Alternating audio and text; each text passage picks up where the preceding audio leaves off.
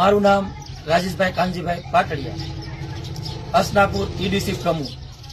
ખાસ કરીને મારે જણાવવાનું કે ભારત દેશ આઝાદ થયો હતો, પણ હસનાપુર હજી સુધીમાં આઝાદ થયું નથી.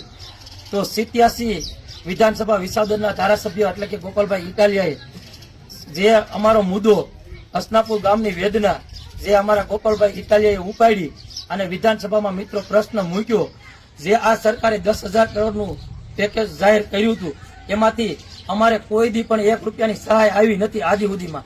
આવા ઇસ્યુ તો ઘણા બની ગયા છે. દર વર્ષે માવઠા આવે છે, બધાને સહાય રેવન્યુ વાળાને આવે છે, પણ હસનાપુર ગામમાં 1 રૂપિયાની સહાય કોઈ દી આવી નથી. તો ગોપાલભાઈનો અમે ખૂબ ખૂબ આભાર માનીએ છીએ કે અમારો મુદ્દો એને વિધાનસભામાં ઉછાળ્યો અને અહીંનું તંત્રને દોડતું કર્યું અને અમારે આજ હસનાપુર ગામમાં સહાય આવી છે. તો 27 ખેડૂતને સહાય આવી છે. તો હસનાપુર ગામમાં આજ બહુ આનંદ અને બધા ખેડૂતોમાં ખુશી છે. તો હસનાપુર ગામના તમામ આગેવાનો અહીંયા ઉપસ્થિત છે. તો આપણે હસનાપુર ગામના આગેવાનોને પૂછી કે તમારા ખાતામાં કેટલા કેટલા પૈસા આવ્યા અને સહાય આવી, તો એ બાબતે તમને કેટલી ખુશી છે.